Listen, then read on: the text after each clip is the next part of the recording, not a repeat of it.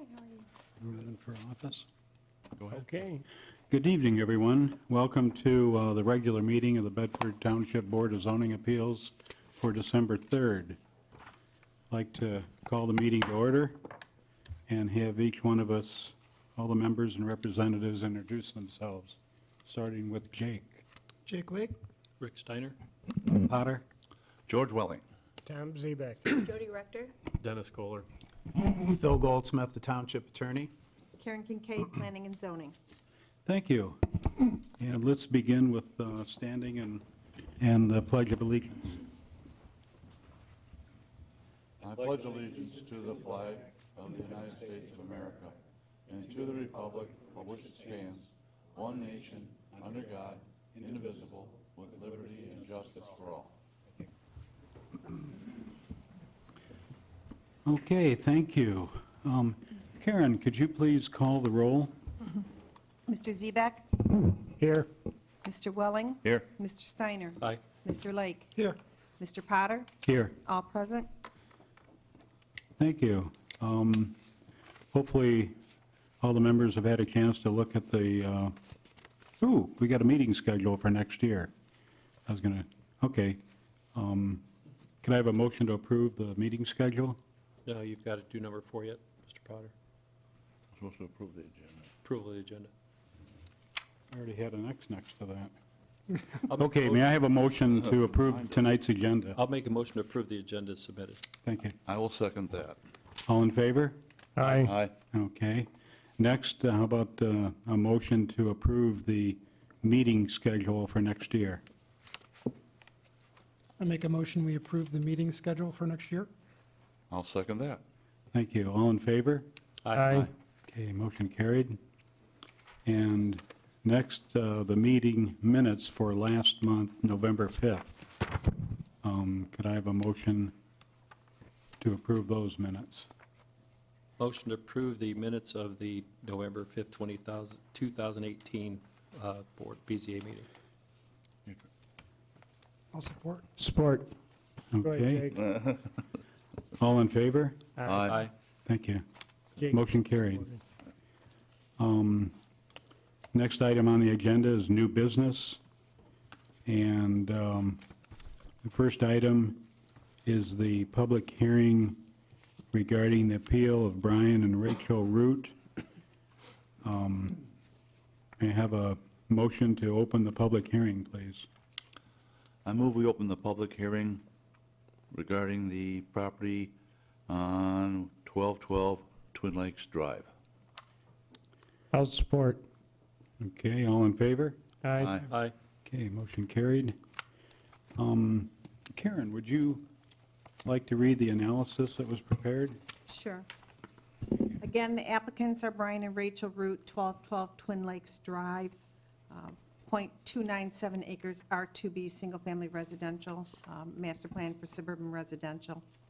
The applicant is seeking a plus or minus 4-foot side yard setback to an abutting property line and a plus or minus 15-foot separation setback variance to an existing dwelling to install an above-ground pool. Section 400.401.7 B and D, private pools, states there should be a minimum distance of not less than 10 feet between adjoining property lines and the outside of the swimming pool wall. D states no swimming pool wall should be located less than 35 feet from any existing dwelling unit on abutting property. The proposed location of the pool is 10 feet from the neighboring property line and 20 feet from the nearest portion of the neighboring dwelling, thus requiring a plus or minus 4-foot side yard setback variance to an abutting property line and a plus or minus 15-foot separation setback variance to an existing dwelling. At this time, 2 letters of no objection have been received from the neighboring properties. We did include a map, C, in your packet to identify the properties relative to the subject property. Okay, thank you, Karen. In the write-up, it says the proposed location of the pool is 10 feet. It's actually 6 feet from the property line, or did you already say that? We actually wrote it up according to how the applicant submitted. Just Oh, wanted to okay. make sure that we weren't short when they came in to seek the permit. So we wanted to make sure that we had enough. Okay, I just looked at the I'm drawing sorry. they had. Am I misunderstanding what you're saying? They're 6 feet and they require 10, so it's a 4-foot? Mhm. And they're 20 feet and they required 35 feet, so we're asking for a 15-foot separation between the nearest dwelling and the pool wall. Okay, On B, maybe on Exhibit B, that might offer some clarification. They have a 40-foot easement at the rear of their property. yes, I understand. Okay. Thank you. Would the applicant, either Brian or Rachel Root, like to approach the podium? Brian? Yes, please. And for the record, please state your name and address. Good afternoon, it's Brian Root, 1212 Twin Lakes Drive. Okay. Temperance. Brian, do you have anything in addition to what Karen described? Anything No, else you'd as- like to as say? Karen had mentioned, we've got across the entire back of the property, that 40-foot drainage easement, so that consumes about half of our available backyard. So it's tough to kind of design something that's, that doesn't consume the entire, living space back there. Do you guys have any questions on the drawing or the request or the difficulty? Okay. Any of the members?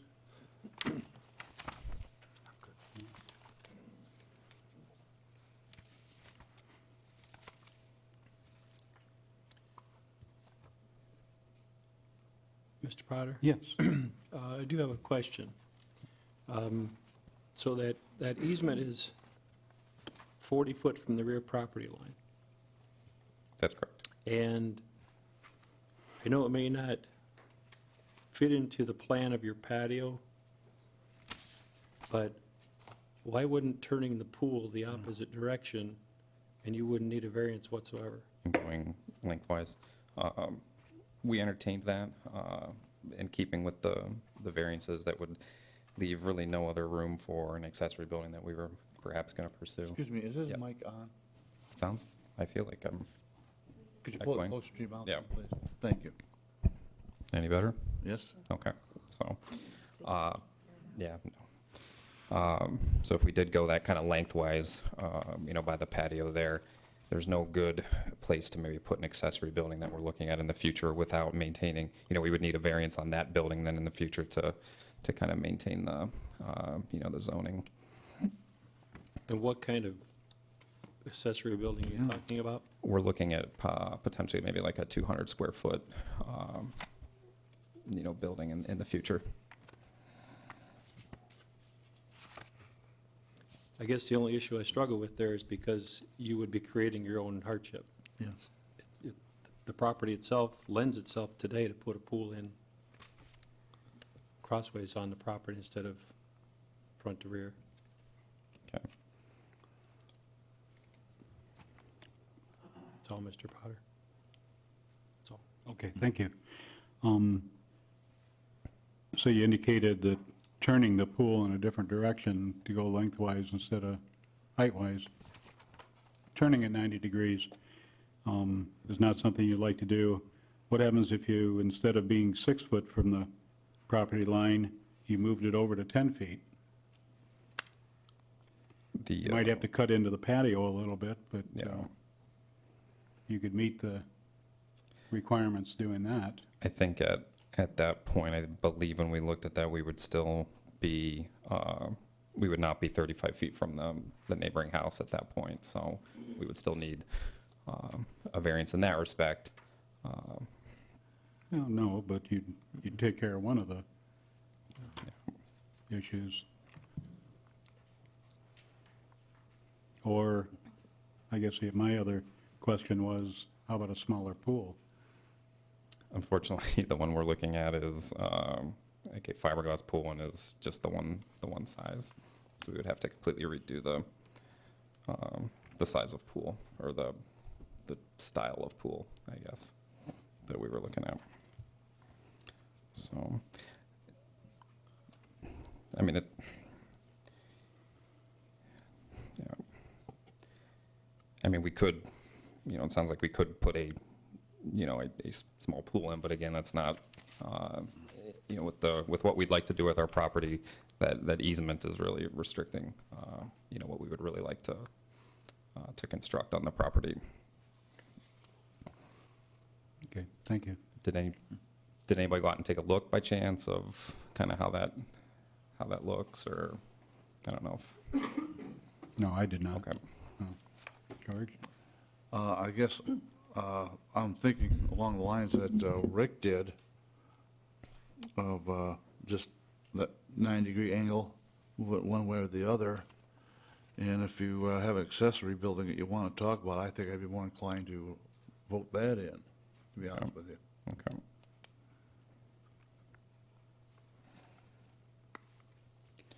So it sounds like a 10-foot, keeping the 10-foot, and then doing a variance from the neighboring house is off the table? Well, I don't see I'm seeing enough room here where you can actually put your pool in without having a problem. Yeah. And with going that to be compliant with the zoning still kind of consumes the heart and meat of the backyard for just entertaining also, so. It's not really a hardship. Okay. Are there any other questions for the applicant? No? Yes, Tom? Brian, Yes. what is the width, the way you have it drawn, what is the pool width, The pool width itself is 16 feet, and what is it the other way? 39, Oh, wow, it's big. yeah. Or 36, I'm sorry, 36. 36, 36. 16 by 36. Yep.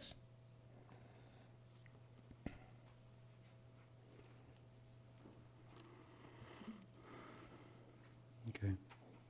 Any other questions for the applicant? Okay, hearing none.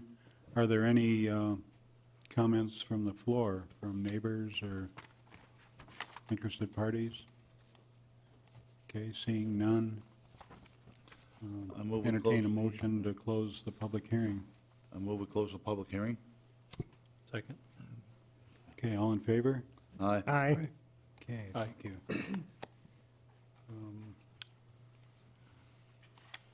Okay, Brian, thank you. Yep.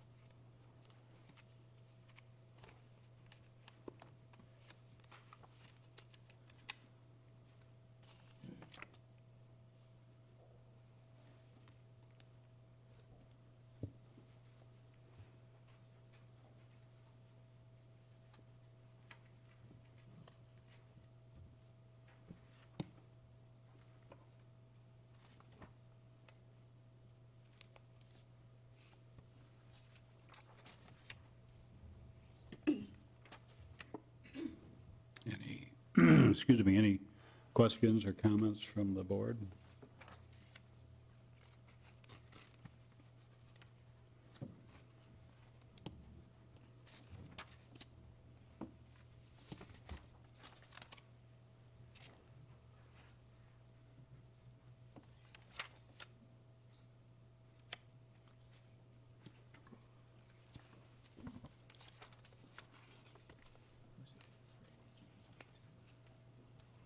As I see it, there's three options here that Well, what are your may not be the best, but they would certainly fit in with the ordinances better, and that's rotate the pool 90 degrees, install a smaller pool, or take care of one of the problems with moving the pool 4 feet further away from the lot line and cutting into the existing patio if that's needed. Just my thoughts. Yeah, well, I have to say, I don't see a practical difficulty. That's evident. I know what the desires are, but they have to prove a practical difficulty, and it's their choice to do what they want to do. You know, I'm not, if they want the pool, here's the rules. Unless you have a practical difficulty, you can't see it.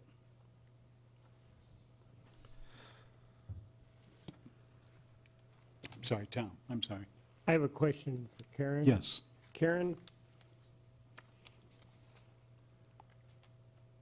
if the pool was spun and it moved over 10 feet to the requirement,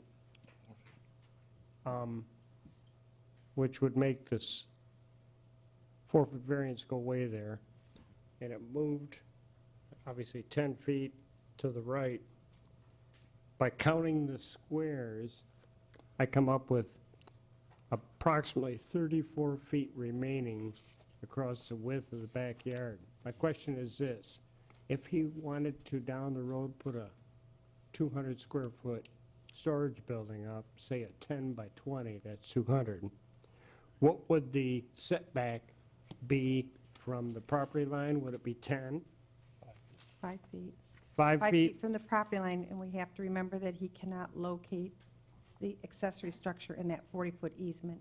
That has to be Right. out of the Well, I would easement. say, figure As it would the be pool. in line, if the pool was spun, he still has 10 this feet from the entire pool, though, right section. then.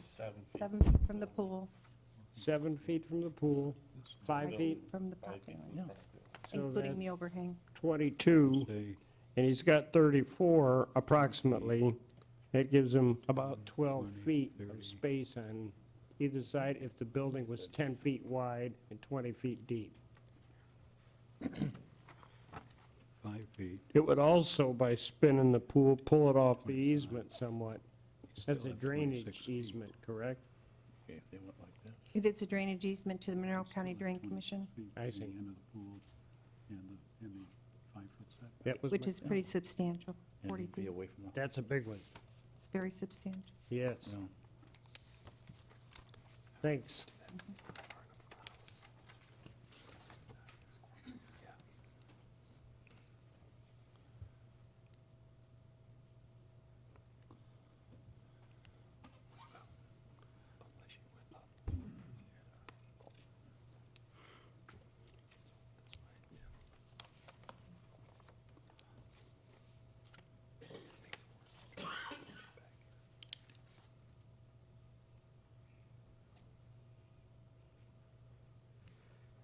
So Tom, is that about right? He'd still have 25 or 26 feet between the setback and the end of the pool? I figured 10 foot over from the left property line, 36-foot pool is 46, the lot is 80, that's 80 feet, leaves 34 feet remaining. Okay, so 29 feet if you took the setback away. Then you could actually move away from the other house some. This way, by spinning it and going over 10, that's going to increase that diagonal measurement. Pull it off of the easement a little bit and still allow approximately, counting squares, 34 feet. What were those two numbers, 7 and 5 for setbacks? 7 and 5. Okay, so you take 12 off of 34, you got approximately 22 feet left. Build a 10-foot building, there's ample room to put that building there. I don't know if that's, I'm assuming that's where'd Brian go? I'm assuming that's where you were intending on putting it, would be on the right-hand side of the backyard drawing, if you put a building up. Yeah, probably one of those two sides. All right, It's, yeah. It's just, Okay. you know, as you walk out, you've got pool and then building. It's just outside the easement, that's the whole. The whole backyard, yeah. yeah. Space, so that 40 foot is really hampering, you know, the ability of the.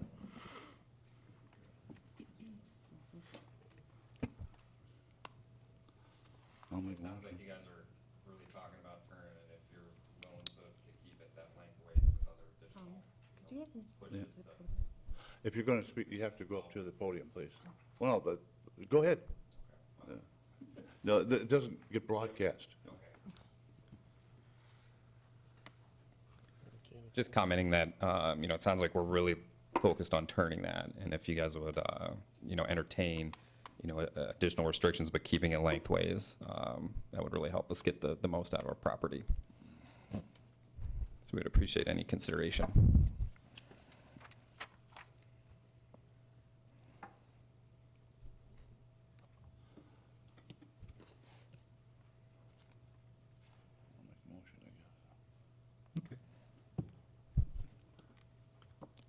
Mr. Chairman, I'd like to move that regarding the applicant for property number 5802-652-030-00, which is 1212 Twin Lakes Drive in Temperance. We looked at it, and I'm going to make a motion that we turn this down. Reason being is that there's choices. I think you have other choices available that you can do, and talk to them. But to me, there's no real practical difficulty. The difficulty we're running into is kind of what you want to do, but that's not a practical difficulty. It's, I hope you're able to use some of the ideas we suggested. That's it for me. Is there support? I'll second for discussion purpose. Okay. I've got 4 different ways that I've drawn this and looked at this. And the very last one I drew would be bringing the pool, turn crossways on the lot, making it go to, if you're facing the house, almost parallel with the end line of the house going straight back. That alleviates, number one, the side yard setback, takes it completely away from the neighboring house, so you're 35 plus. And that would actually leave the left rear corner of the lot to put some kind of accessory building. Granted, you would have to take just a little bit off of the corner of the existing patio by doing so. This is what, that was part of my motion, that Well, there are choices, there are Yeah, ways to look, do it. I just will show you, George, so you can see before anybody votes on it. This square, the last square, is the one that I'm saying that's, I'm all in favor of that, I wouldn't mind that at all. Right. But what's on the table is this here piece right here. and the reason I bring it up, because if the vote goes through and it gets voted down, Yeah. it's done. Okay? You can't come back with another, He would have to come back again then and apply for another variance Yep. again and pay the fees again. Whereas if we get to a point where the applicant wants to do something, and correct me, Mr. Goldsmith, if I'm wrong, if the applicant was willing to do something like this, we could actually rescind that motion And take care of it tonight. and take care of it. But in essence, if you do what I'm saying, you would actually be dropping the whole thing because there would be no variance needed by doing so. yes, that's why I said the choices. Right. You know, and. I just want to make sure Yep. he's got all the options on the table. Well, yeah, how he goes about it, I don't know. I like that. In fact, when you were talking about it, I thought it was a good idea, you know. I think everybody saw turning it sideways was gonna be the way to work. Does that make sense, Brian, if we can Yeah. come to an agreement of somehow moving it so you're reducing or eliminating your nonconformance, then, Are we doing, reducing to no variances all, or reducing where we would still have some that would be approved tonight, or just turn it sideways, make it work, and that's it? Or, Actually, if he comes back, he doesn't have to do it. He would not have to do a variance if we pushed it all the way like I just Right. described. Okay. He doesn't want it centered in his yard, that's what his issue is. What, Dennis? He doesn't want to have the pool centered in his yard, that's what his issue is. Well, that wouldn't Right. be centered, though. That would be pushed further to the right property line as you're facing the house. So like I say, that would take it almost right to the edge of the house line. So straight back off the corner of the house, that's where the pool would And so you're, You know, one thing about that though too is, what you can't see here is, there's another house over there. It could also be a variance there. We're not sure. It's just not, it's not on the drawing. Behind, is that what you're saying? The house to the right of the, Oh, if you're facing the house to the right. Okay. So you don't know if it's gonna push it to a point where it's 30. within a 35-foot variance of the property next door, if you push it that far over. Yeah, but if he's pushed back, he should be okay. Should be, but I can't tell with that drawing. Right. Mr. Goldsmith, It's not the 100% scale. if the motion to turn down goes through, looks like it might be, in and he decides on his own to turn it around like we suggested, he doesn't have to come back for another. If he doesn't meet the 35 feet from the other neighbor, he does. If he doesn't meet the 35 feet from the neighbor on the other side, he does. He will not have to come back for a variance if he complies with the ordinance in terms of setback. That's, So, but if he needs a 1-foot variance, for example, he would have to come back. well, then my next question is, he can actually change his request right now?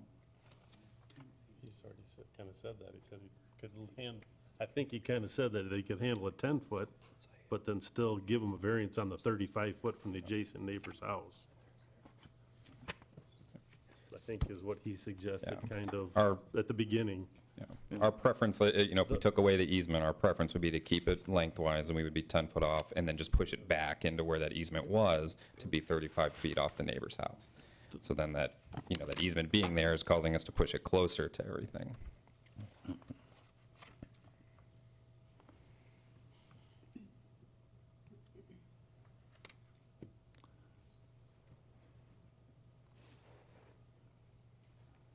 Rick, you were saying you worked out the way that could be moved, where a variance wouldn't be needed at all. Except, I don't know. I was trying to get to the point that if he wants to eventually build Yeah. some kind of accessory building, that's why I said if you pushed it all the way to the right side as much as we can, staying within compliance, he may be able to build that accessory on the back left corner of the Right, property. yeah. I think you suggested that. Now, if that's not the issue, if it's, depending on how much that back building is, you know, really your want and desire, if you turned the pool, brought it off the property line to 10 feet, took it back behind, you know, how your patio goes back a little bit further on the right side. If you went just behind that, your 35-foot variance goes away from that house on the left. It does.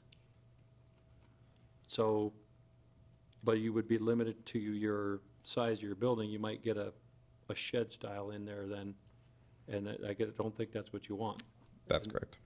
That's why I was trying to go the other way, thinking you might still get more of a building back there. But if you want to go this way, then it's down to a shed pretty much.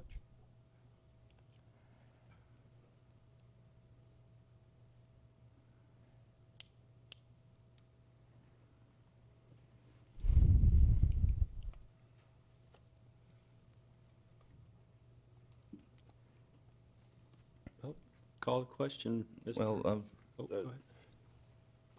I guess I'm not sure. Were you going to comply with what he suggested? What he suggested would not require a variance, though, is that? Correct. Yeah. Yes. So, I mean, if It doesn't matter, okay. it, you know, we would have to work something out then and kind of go back to the drawing board then. Okay, so I call the question then. Call the roll. So it sounds like, you know, we're shying no. It sounds like you guys feel that is it a detriment, you know, this way? I mean, you know, talking about the variance, but do you feel it takes away from just the overall design and purpose of the, you know, the having the variances, or? well, I think the point is that there's enough options that you have and still fit within the current ordinance. If there was something, you know, like well, you don't have a leach field or a well, Something like but if there's something like that would prevent you from moving the pool in any other location, then that would be a practical difficulty.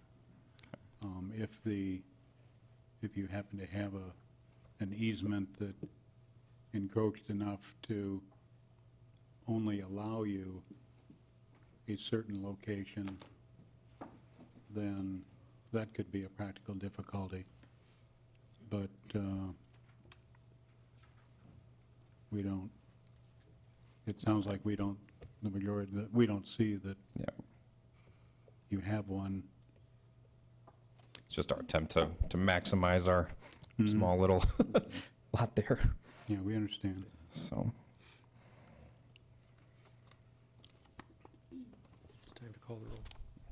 Okay, we have a motion to deny the request in a second.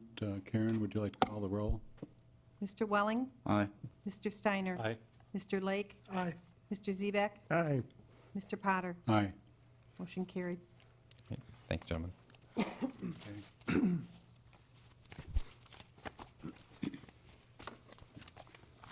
All righty, the next item on our agenda, I entertain a motion to open the public hearing regarding the appeal of Larry and Susan Braun.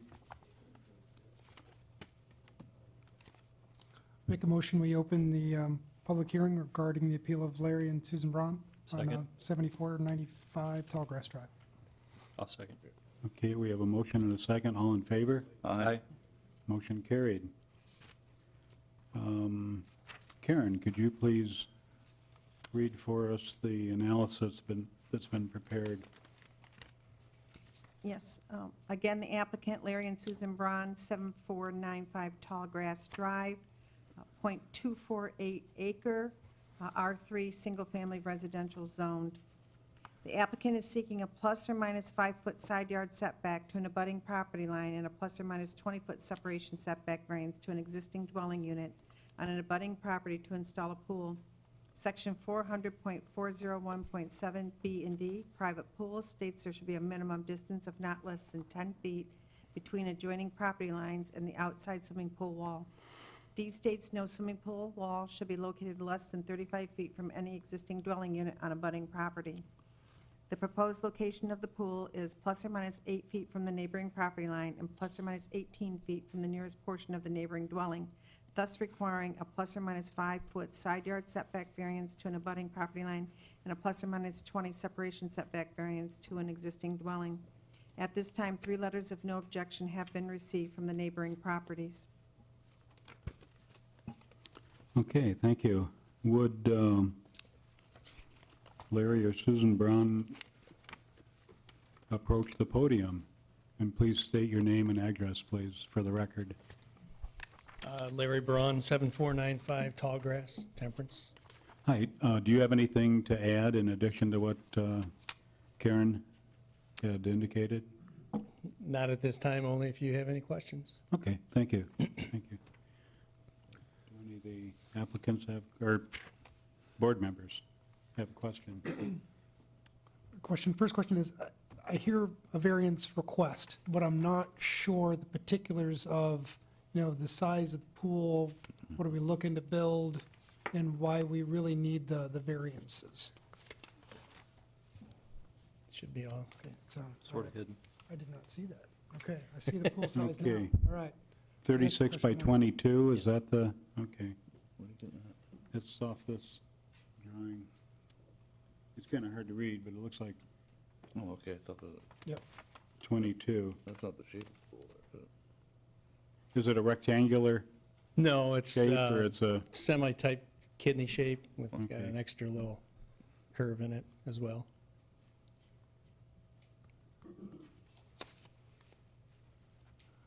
Mr. Chair? is a deck there already? Yes. Okay, Mr. Chair? yes. And if I may add, this is a corner lot as well, so they will have a 2 front yard setback requirement, and the pool has to be maintained behind the front building line or side building line because they have 2 front yards. Mm-hmm.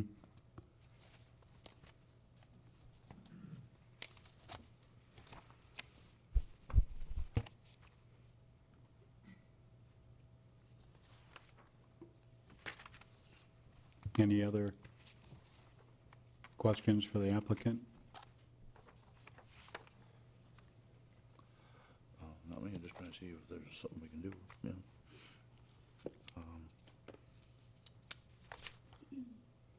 Have you thought about a smaller size pool?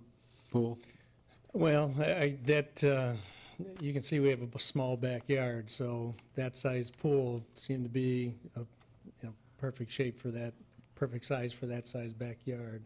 If we go smaller, then it's almost like the feeling of you're really shrinking down the sides.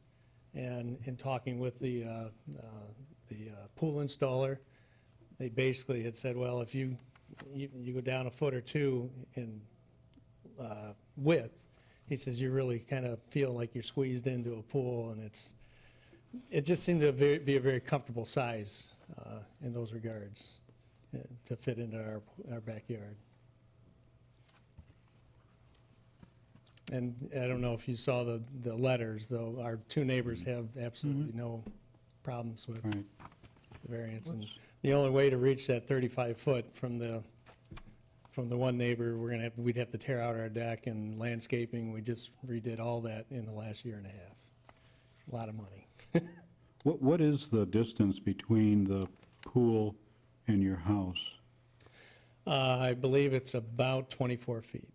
Okay, I didn't see that. Yeah, I believe the deck is 17 foot off the house, and then you've got 3 steps, 3 treads there, but then from the tread, the bottom tread, it's about 7.5 feet to the water line.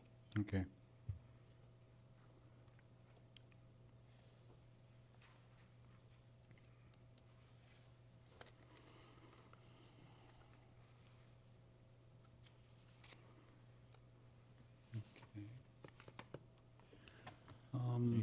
Okay, seeing or hearing no other questions from the board, are there any comments or questions from neighbors, or hearing none? Entertain a motion to close the public hearing. Motion to close public hearing? Support. Okay, motion and support. All in favor? Aye. Okay, motion carried. Thank you, Larry. Thank you. Any comments or questions amongst ourselves? Just some food for thought, being that it's a corner lot, there is quite a bit of a restriction with regards to where the 2 adjoining houses are. There's really not a huge envelope of opportunity in there. Now, you can also debate the size of the pool and say, is it too big for the lot? That's a valid argument to make. In this case, though, being that it's a corner lot and you have you have basically 2 larger setbacks than a typical lot would allow, that does make it a little more difficult for this particular homeowner.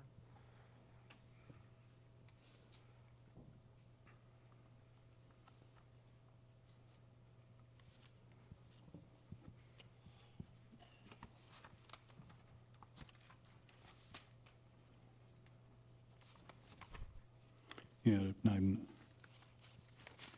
just trying to eyeball this. It looks like if you went 35 feet from 401 Sunfish into the yard and then came out 17 feet from the house and the deck,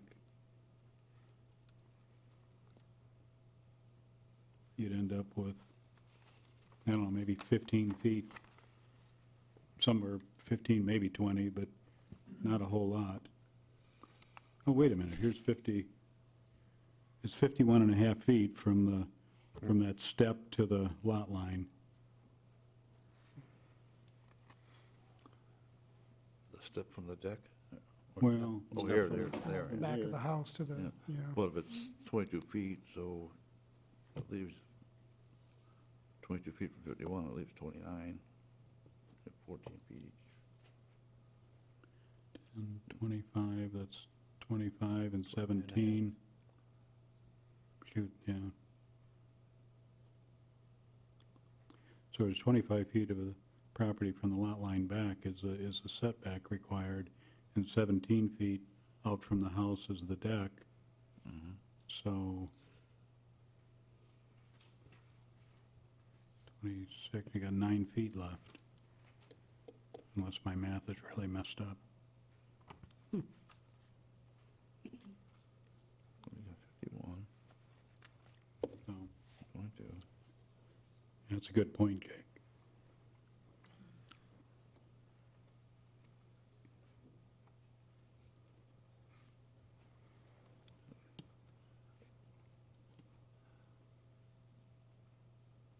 Didn't know we were gonna have so much math tonight. Too much math. Yeah. Just asking for a little help, guys. I'm noticing that there's 51 feet between the back of the house and the back property line. You take 22, the width of the pool from that, that leaves you 29 feet. 29 and a half. Well, Well, I was given the half, just. Give or Just take. taking 10 feet from Yep. the house to the lot, the Yep. house next door. Yep. And then 35 feet, so you go 25 feet into the property, and that leaves 51 and a half. Minus 25 is 26 and a half feet from where he'd be allowed to build a pool to the house, or to this Yep. stoop here. I was just So then looking- you take off the roughly 17 feet for the deck that's already there. You end up with I was just trying to figure out how we divide it. 9.387 feet. Another question here, just looking at the drawing, the house, 401 Sunfish, it looks like. Is that house only 8 feet from the property line? It's facing Sunfish. Okay. So its front yard is the Sunfish, so that's a side yard. Okay, We brought this variance to you many times in the past. The Yeah. 35 feet on corner lots is definitely a hardship. it is, and it, you know, you only have Thank 8 you. feet, that's already encroaching on the variance of Right. the house next door already has a variance. Right, so his whole rear yard setback is gone from the neighbor because of Right. the side yard. Yeah. Right. Oh, so he actually has 2 feet less then. He's got 7 feet left. No, that's not a rear yard, it's a side yard to that house. It's a side yard to that house. Okay. If you look at the aerial, it might offer some clarification. It's the last page. The last page.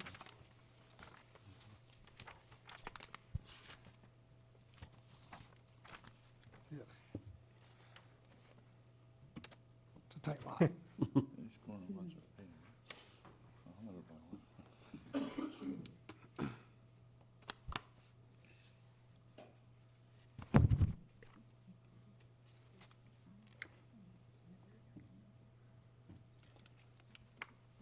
Nothing else we can do.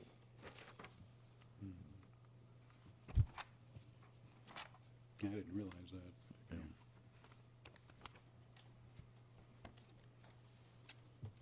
Sure seems like 51 and a half minus 25 is 26 and a half. Take 17, actually, minus 27.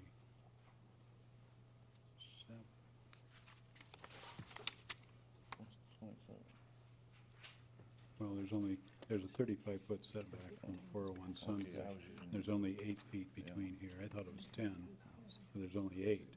So that means there's 27 feet into his property. You take 27 away from 51 and a Now, half. you're going at it different than I was. I was taking the width of the pool and subtracting from here to there, and it's still nowhere near. Because if you look at this, There's nothing else we can do but that. I mean, you could tear some deck off, but Even then, that would be.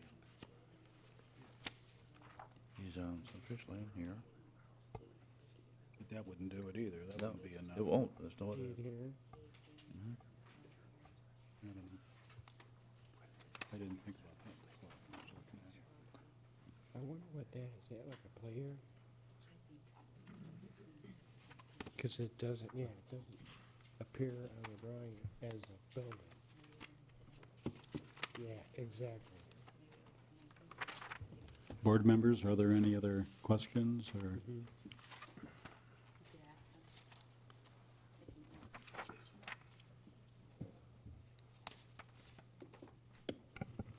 You got something there, Tim? Just wanted to make sure. No, I was just wondering what this was. Here? Oh, yeah. Larry, in the back corner of your lot, thank you, there's the aerial photo anyway shows, okay, thank you. The aerial photo that we have shows some kind of a small building or maybe a dog run or something? That's all gone, that's Oh. all grass area now. Looks Okay, like a swing set. Yeah, it used to be, Well, we'll just scratch that about off. 10 There years you ago. go. okay. Thank you. Yep, thank you. Thanks, Bob.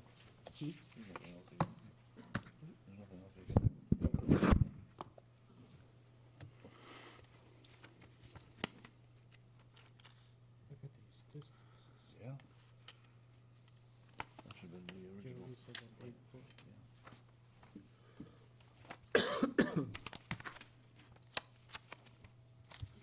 Yes, This is Craig. more for Karen and Dennis, I guess. What, for the side yard setback, what is the ordinance state for a side yard setback? For a house, Yes, and R3 is 5 feet. 5 feet, okay. So it's within tolerance, obviously being 8 then, okay. It's been out here in a normal side lot.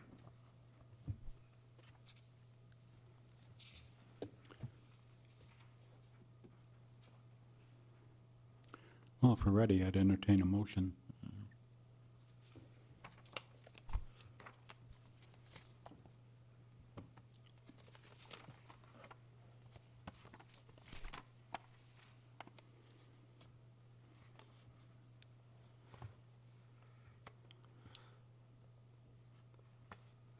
I'll make a motion. I'll make a motion that we approve the variances. And that would be the 20-foot plus or minus variance for the pool setback to neighboring or existing dwelling, and a 5-foot variance for the pool wall to the property line. Reason being is the 2 front yard setbacks required for the corner lot, and also the letters of no objection.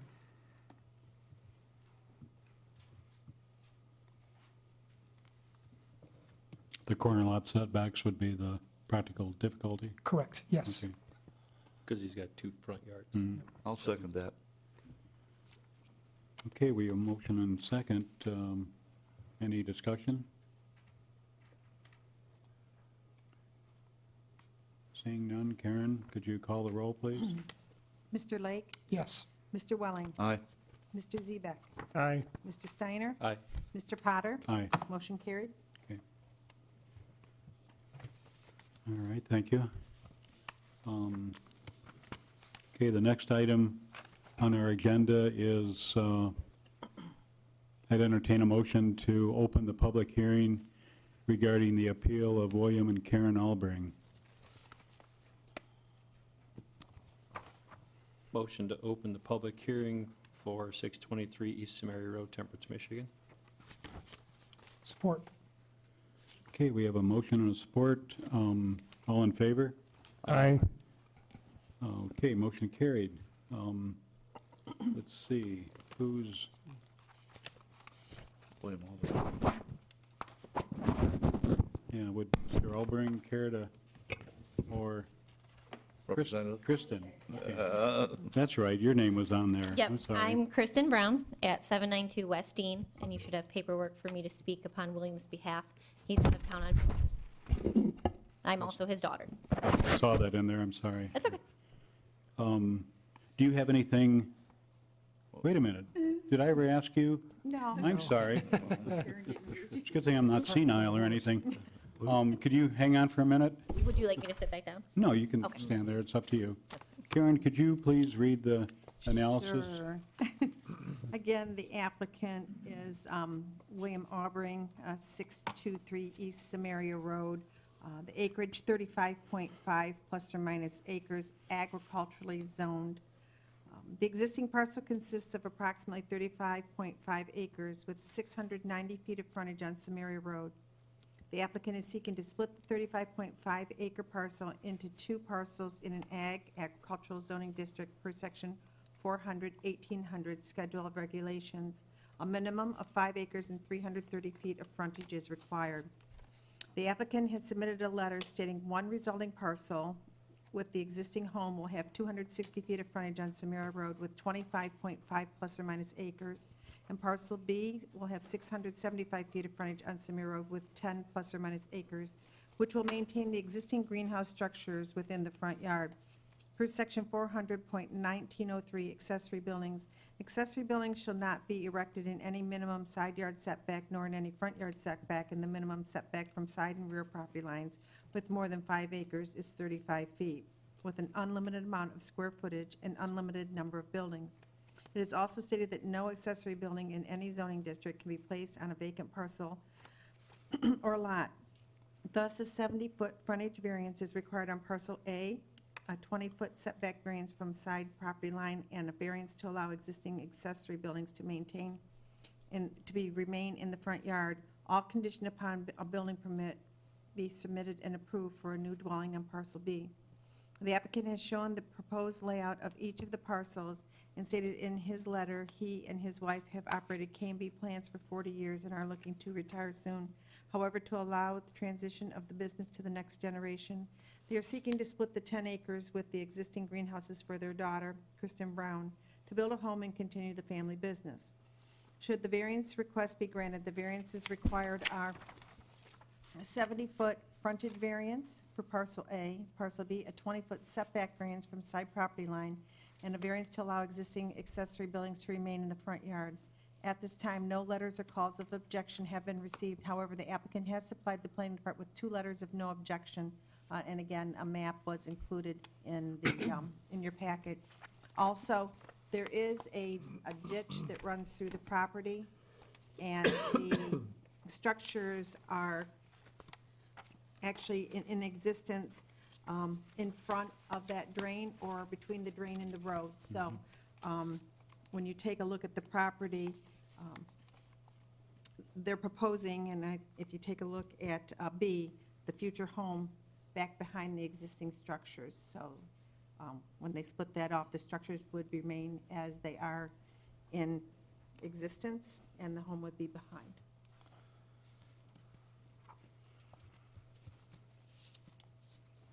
Thank you, Karen. Kristen, do you have anything in addition to what Karen indicated?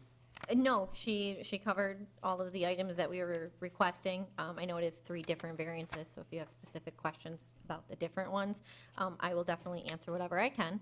And we did speak to Karen at the meeting that if there were any questions that I can't answer, my father is on standby, so we can always call him and place him on speakerphone if there's something I don't know. Okay. Thank you. Okay? Any of the board members have a question for the applicant? No? No? Seeing none, anybody from the audience or any neighbors affected by this? No?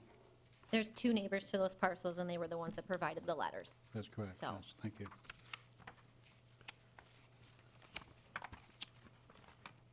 Well, if there's no questions for the applicant, I'd entertain a motion to close the public hearing. Motion to close public hearing? I'll second that. All in favor? Aye.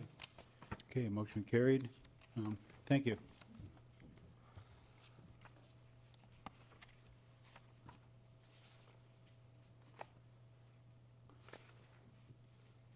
Question. Karen, are there anything in the records about when the existing greenhouses were built? Do you have a one? Yeah, I don't know if there'd be a building permit required or not. I can give a little insight. The first greenhouse was put up in 1983, so 35 years ago. They are considered accessory buildings, but they are not permanent structures. The taxing is all different in how that works. I'm not familiar with that. But I do know that we did at some point, my family had to request a variance for the distance from the road to the most north structure.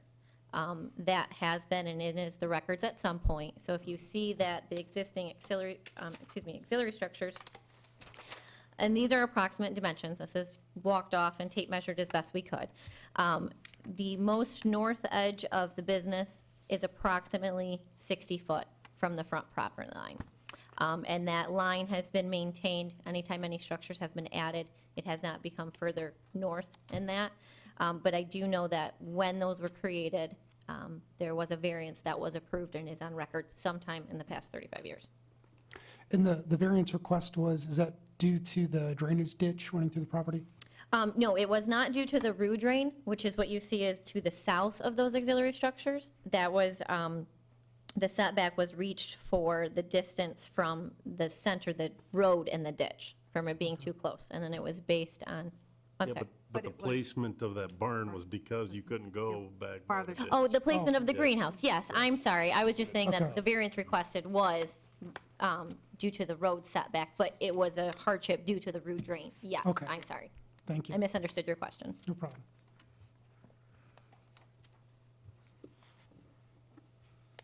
So does that mean that they could continue adding on to that if they wished? Or continue building more? They And want to split the property, they're not adding on any greenhouse. We're not currently, No, but I mean, Yeah. oh, I don't, maybe that's not even the plan, but I'm just curious if they could continue to.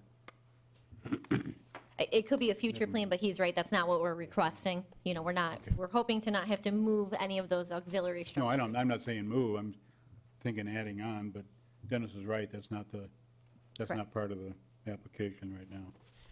They'd have to jump out and go past the drain anyway to get to that. They have to build structure on the other side.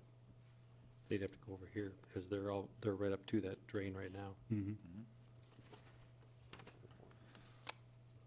And one thing to keep in mind is this, the square rectangle that's drawn of these structures, this is an approximation. Each of these are, 10, 12-foot hoop houses with space in between them, but that was an approximation, so you could see the overall area. It's not completely enclosed. Right.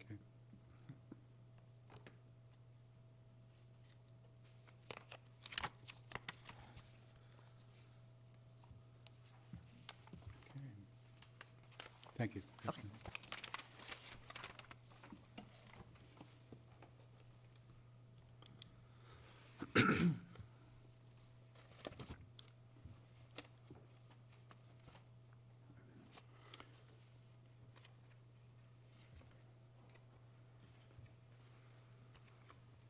Any other questions or comments from the board? Yes. Maybe comments for discussion, but to me, it feels like the real reason that we're looking at a variance request here is because of the position of these greenhouses. If those weren't there, you wouldn't really be having much of a debate upon the split here, and the variance is required. I agree. Yeah, it's a logical place in between the existing home, the parents' home, and the greenhouses, the hoop houses, would be somewhere in there. And then, Because if they weren't there, you could split the property and have 330-plus on it. Right, Yep. right. Yeah. It wouldn't be a, it So wouldn't be that, an those issue. greenhouse structures are sort of boxed in based on being already right near where they want to do the split and boxed in with that drain as well. Correct.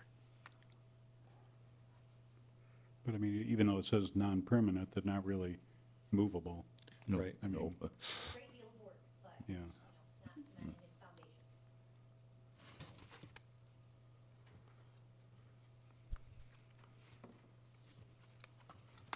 Oh, I guess one thing I didn't think of asking, is there thank you. I'm wondering about the time you expect between now and when the new home would be built? Whatever we need to work within the township's guidelines as far as building permit, this would be our first step. Then obviously we need to have the property surveyed. Okay, so you're pretty close to, Yeah, I mean, my doing that. additional, or, initial goal was within the next year to two, but we'll work with whatever timeframes we need to do so. I believe Dennis said, once we pull the building permit, we have about 6 months to start work. right. So once we get through the survey process, have that registered, then we would like to begin sooner rather than later. Okay, Okay? thank you again.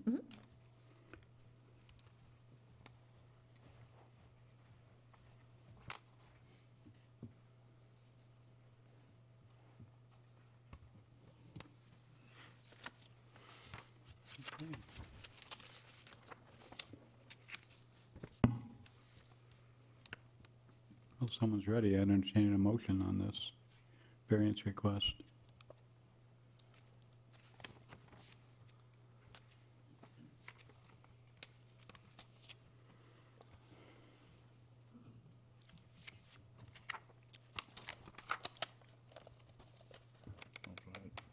Okay. Assist me if you can. I'd like to move that we accept the variance request. I lost my sheet. Where'd it go here? Where's my hand? Okay, for William Albring, property number 5802-012-004-00, 623 East Samaria Road. Want to grant the variance because of the positioning of the outbuildings and what it would take, and the fact that they're, I'm going to say semi-permanent, but they're still or whatever, between that and the drain, and the fact that we would like request that they follow through on their putting in a home behind the greenhouses, and that would allow for that variance to be settled because it would be an accessory building, but it would be on a property with a home on it.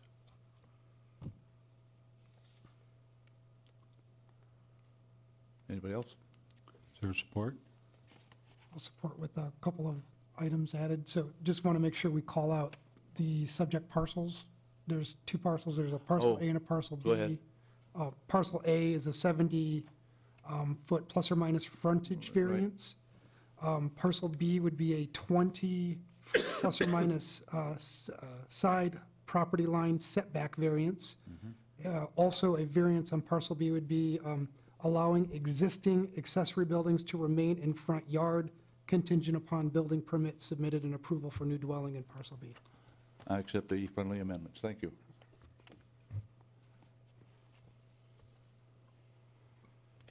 Phil, how's that sound?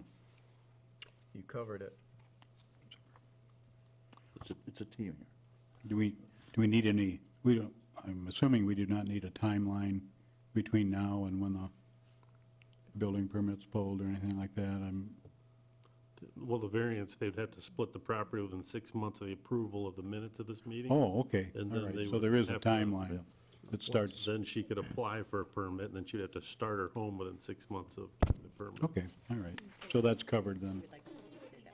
6 months from the minutes of this meeting being approved The survey. is when you have to split the property. Okay, so ideally a year to see how much then the ground needs to be dug, correct? Well, you'd have to have the property split within 6 months, Okay, but I'm sorry, and then a building permit. and then a building permit, yep.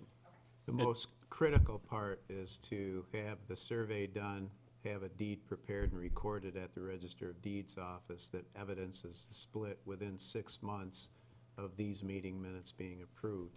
If you go beyond 6 months, then the variance becomes null and void by the statute. That's the most critical portion of this.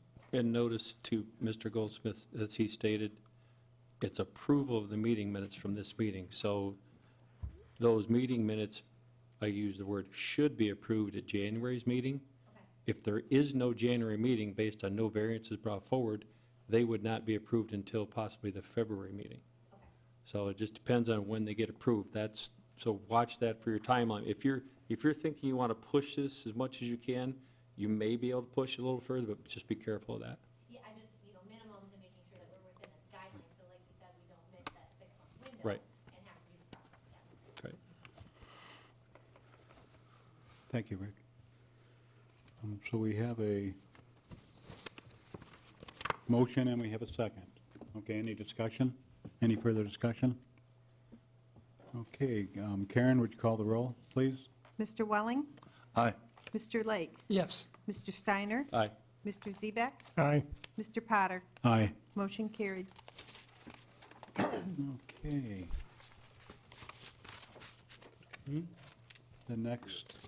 The next item on the agenda is entertain a motion to open the public hearing regarding the appeal of Bridgepoint Church.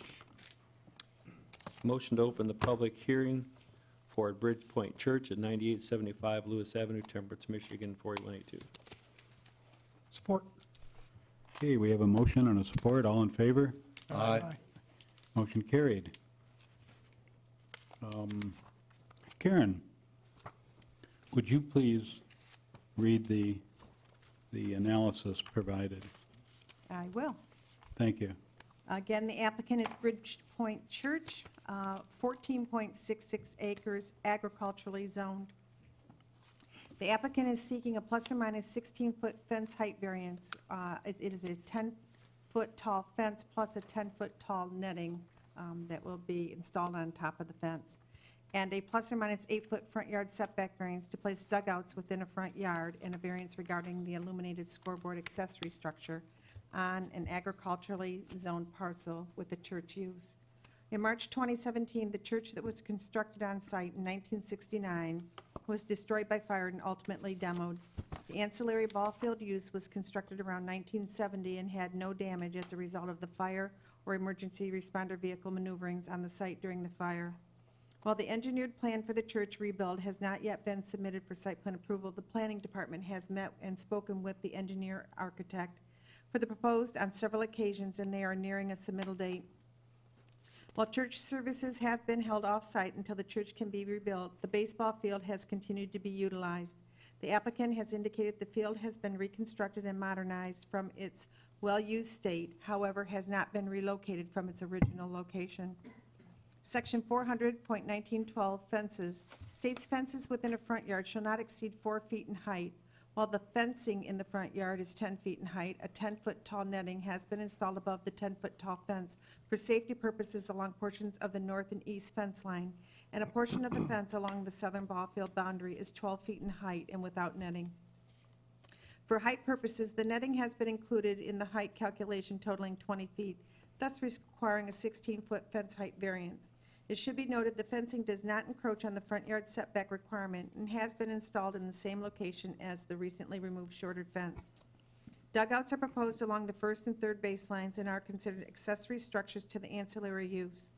The structure size does not exceed permitted square footage, and the first baseline structure does not encroach on the required 5-foot side yard setback or the 67-foot front yard setback requirement, and is not proposed to be located in front of the proposed church. The third baseline dugout will encroach on the front yard setback plus or minus 8 feet and will be located in front of the church structure. Therefore, a plus or minus 8-foot front yard setback variance is required to place the third base dugout within the front yard setback requirement and in front of the church. The proposed scoreboard is considered an accessory structure to be placed approximately 390 feet from Lewis Avenue behind the right field fence, and while not considered signage, a variance is being sought to illuminate the plus or minus 12-foot tall LED scoreboard during games. At this time, no letters or calls of objection have been received. We do have in your packet a small layout. I tried to color code, and hopefully it came through okay. Identifying the dugouts, the sign, or excuse me, the scoreboard, the fencing, the 10-foot fence and netting does not extend the entire length of the right field fencing at that height, drops down, and or the third base line. The 12-foot fencing is along that tree line to the south. You can see I color-coded that in green. And I do have, as well, some larger plans of the dugouts if anyone is interested. We did the calculations, and we determined that they will require, just the third baseline will require that 8-foot setback variance. Okay. Some of the fencing's already up there, isn't it? Some It of is. It So is. so we can get because that's what's helped me get an idea of, to And visualize. if you've noticed, the fencing is in, I like to say newer black coating. It almost, I don't want to say disappears, but it does, it's not as noticeable as that silver chain link fencing. Invisible. It blends. It does blend. We're not have to worry about people walking into it, are we? Well, thank you, Karen. Sorry. Terry McCormick is the applicant representative. Terry, would you like to approach the podium and state your name and address for the record? Yes, sir. Terry McCormack. I'm here to represent Bridgepoint Church, and I'm the person involved in the process. Okay, thank you. This is Lewis Avenue, so 9875 Lewis Avenue. Right. Do you have anything in addition to what Karen? No, happy to answer your questions. Okay, super. Yes. Just a quick note for the board. Terry came before the Township Board requesting the BZA fees be waived. Being a nonprofit 501, the Township Board did waive those fees after looking at basically the same thing that he's proposing for you tonight. So Township Board has also seen this in a sort of a different light, but just wanted to give you that as a heads up. Okay, thank you.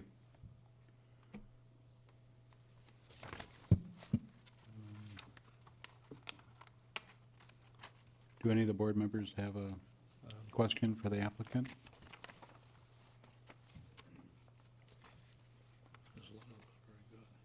Your letter was very good. Thank you. Terry, Yes, sir. I think, if I remember correctly, the Township Board, didn't you also have letter of support from the neighbor? We did not.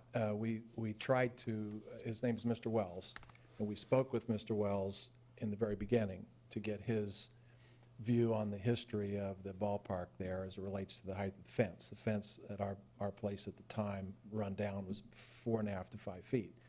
And he indicated there's a considerable amount of traffic with baseballs, foul balls, et cetera, softballs rather, approaching his home and siding and broken windows. So we took that into consideration. And that's why, as Karen indicated, we've run a 10-foot fence with an additional 10-foot netting, 120 feet down the right field first base line that goes past his garage. That's about 45% of the entire line. And then on third base, we've gone 180 feet with the 10-foot plus the 10-foot netting, 20 feet to protect, because their focus was safety, and to protect as much as we could any baseballs, because it's a Little League park now. With the church will use it from time to time with men's softball, but we've converted to a Little League park, travel park. So that's what we've tried to do in an effort to focus on safety, and we chose the black fencing for the reasons that we mentioned, just to be a good neighbor and make it aesthetically pleasing, not only to the new church, but also the neighborhood. Okay, that's what I remember, because I remember the neighbors talked about previously, baseballs would be Yes. in the backyard often. The other thing that I think the Township Board was brought up, this is not a field that's going to be used by a bunch of different leagues and things like that. So if you want to just explain Sure. that to this board again as well. Sure. The question posed to me was, how does this reflect upon White Park? And we're two entirely different approaches to baseball. They're a recreational where they have the 6 parks, there are 6 diamonds there. We're a travel team. So our team will be conducting our home games at this facility and then traveling different places, Lucky, Adrian, Monroe, wherever, all sorts of Perrysburg, Sylvania, to play baseball games. We want to play as many as we can at home because it's a beautiful place. And if you look at, I don't know if you gentlemen have been up and down there, but it'll be one of the nicest parks within the area. And so that's the difference between us. We're a travel team. It'll be there for our home games, and it'll be dormant when we're not playing there. In the event that the softball team plays there, I believe they play once a week. So that's the activity you'll see in and out. But it's not competitive with White Park at all.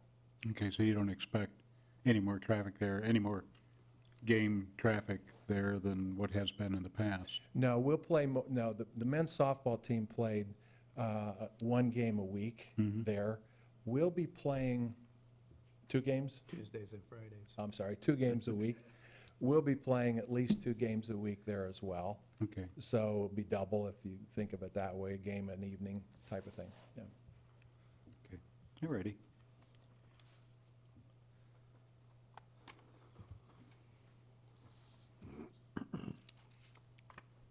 And you're indicating that, in your letter, that a practical difficulty to be considered would be the fact that you're trying to utilize as much as you can of the original field site.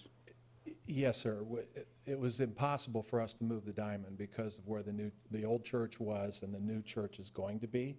So we were basically hamstrung. If we were trying to move it 8 feet one way or whatever, we just couldn't do it because of the parking lot, the facility building, the barn, I would call it, where the new church is going to be, and it just became impossible for us to move it in any way to accommodate any type of a variance.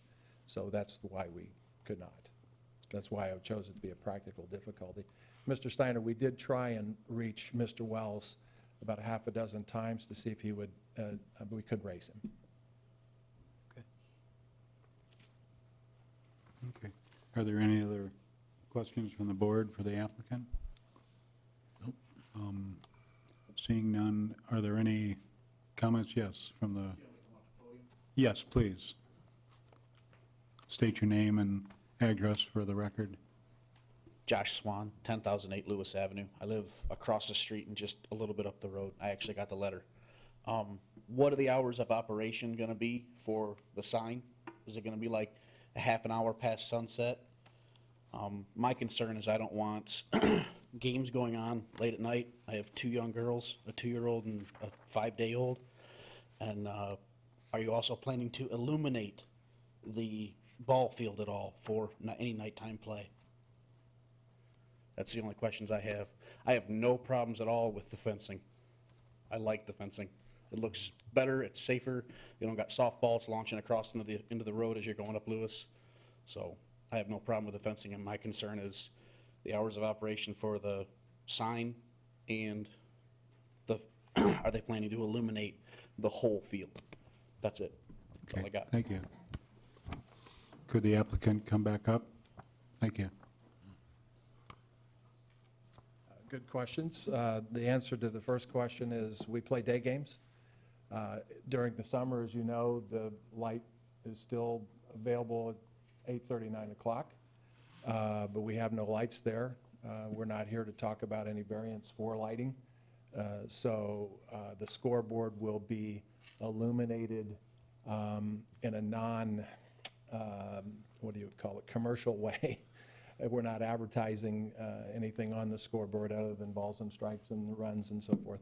And that will be illuminated during the course of play, which, since we're day games, it wouldn't be at night. Mm-hmm. Is that helpful? You're not playing board's going to be off? Yes, sir. Perfect, no problems. Okay, Thank you. good.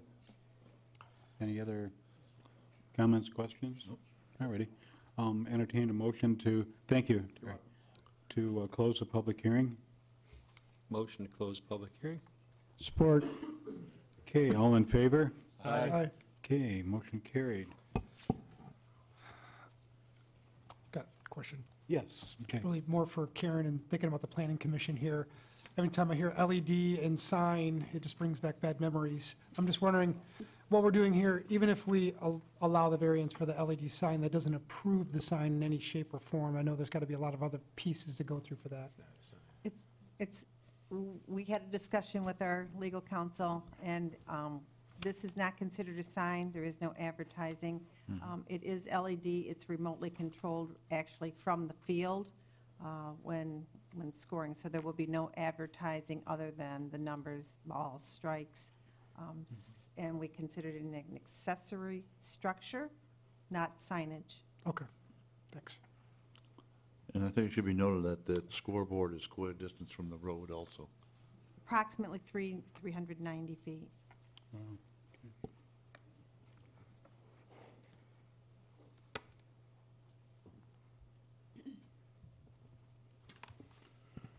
Okay. Any other questions from the board?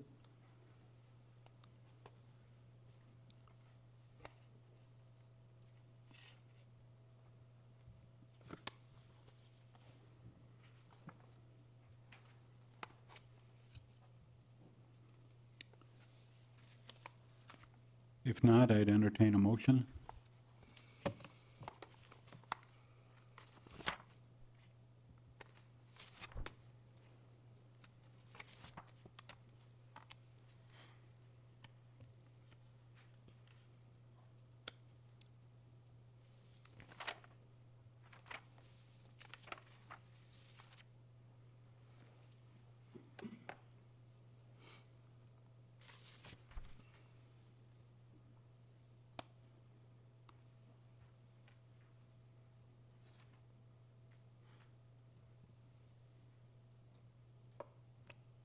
make a motion? Yes.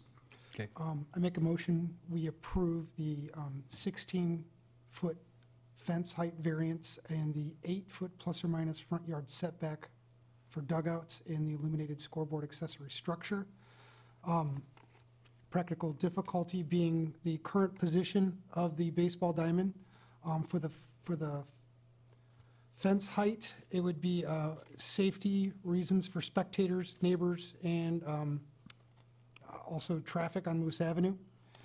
And for the scoreboard, goes with the baseball field, I guess. I don't have a practical difficulty for that one. Okay.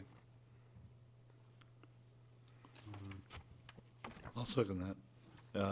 As long as we're mentioning the scoreboard is an accessory building. Correct. Okay. Yep. Structure, accessory structure. And the, Building, but structure. and the practical difficulty was trying to utilize as much of the existing Existing ball field. field as Yes, possible yeah, because of the space limitations. correct. And I'll add to it also the fact that the baseball diamond's been there since 1970. Ready, we have a motion and support. Any other discussion? Mr. Potter? Yes. And just again, maybe a little bit additional amendment there. Like you said, the existing ball field was there prior, of course, to the fire and destruction of the church. The church building and the current parking lot also would prohibit, and this would be for your dugouts, really prohibits them from pushing the ball field further to the west because of the building and the parking lot. So that's where that variance hardship would come in. They can't very well move it without adjusting everything else because of those structures and the parking. I'll add. Yep. Phil, how's that? That's fine, that's, Okay. we've identified the practical difficulty. The dugout also provides protection for the participants, especially the dugout along Lewis Avenue, because it appears, based upon the building materials on site, to be a cement block type structure, because the benches were there since 1970, and that's where the players sat. So that will provide more protection should a vehicle leave Lewis Avenue. And it does not create a sight distance issue for the motor vehicles traveling on Lewis Avenue. Okay. Do I have to accept Rick's amendment also? Yes. Then I accept that. Okay. And you're okay with the, Yes. all righty. Karen, would you call the roll, please? Mr. Lake? Yes. Mr. Welling? Aye. Mr. Steiner? Aye. Mr. Zebeck? Aye. Mr. Potter? Aye. Motion carried. Okay, thank you. Okay, and the next item on our agenda, I'd entertain a motion to open the public hearing regarding the appeal of Shirley Rose, Temperance Road. Make a motion, we open the public hearing. Second? Support. Okay, we have a motion and a support. All in favor? Aye. Motion carried. Karen, could you please read the analysis prepared? I will. Again, the applicant is Shirley J. Rose. The authorized agent is Anthony R. Breskel, attorney. The variance location is Temperance Road between Seacourt and Douglas Road, 20 acres, agriculturally zoned. The master plan, secondary agricultural, rural residential. The applicant is seeking to split a vacant 20-acre parcel with 346.8 feet of frontage on Temperance Road into 4 separate parcels that will require variances on each of the 4 proposed parcels of 1, a plus or minus 280-foot frontage variance, 2, a plus or minus 280-foot frontage variance, 3, a plus or minus 206.6-foot frontage variance, and a plus or minus 1.5 acre area variance, and 4, a plus or minus 206.6-foot frontage variance, and a plus or minus 1.5 acre area variance, where a minimum of 330 feet of frontage and 5 acres is required for each resulting parcel. Although a pond is proposed on parcel 1, which meets the property line setbacks, it should be noted that any granted frontage and area variance will not constitute an approval of the proposed pond. All ponds require special approval and final site plan approval heard by the Planning Commission, and an application fee and an engineered site plan that complies with Part 251 Pond Ordinance Number 76 shall be submitted to the Planning Department to be reviewed and approved by all required reviewing agencies prior to pond approval consideration. A public hearing is required, and 300-foot notices would be mailed prior to the Planning Commission consideration.